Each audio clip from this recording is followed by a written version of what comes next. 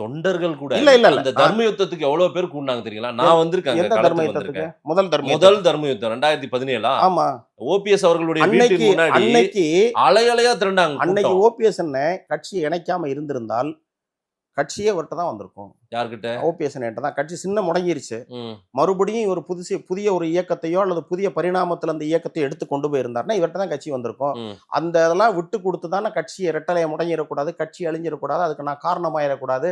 இந்த இயக்கத்தின் சார்பாக நான் முதலமைச்சர் பதவி வரைக்கும் போன இயக்கத்தினுடைய அழிவுக்கு நான் வடிய ஒளி ஆயிடக்கூடாதுன்னு சொல்லி மிகப்பெரிய தியாகத்தை பண்ணி தான் அன்னைக்கு ரைட். மிகப்பெரிய தியாகம், மிகப்பெரிய விட்டு அது கூட வேணாம்னு சொன்னாரு. டெல்லியில இருந்தோம். ஓபிஎஸ் பிரைம் மினிஸ்டரை பார்க்க வந்திருந்தாங்க. அப்போ பிரைம் மினிஸ்டர் என்ன சொல்லி இருந்தாங்க, இவரை பார்த்தாங்க. நீங்க ஏன்னா பிரைம் மினிஸ்டர் தனிப்பட்ட முறையில் ஓபிஎஸ் மேல ஒரு பாசம் வச்சிருந்தாங்க, மரியாதையா நடத்திக்குவாங்க. எல்லாரும் ஒருங்கிணைஞ்சு தமிழ்நாடு மக்களுக்கு பயனளிக்கக்கூடிய இந்த இயக்கத்தை கொண்டு போறதுல உங்களுடைய பக்கம் ரொம்ப முக்கியமான பங்குன்னு சொன்னாங்க.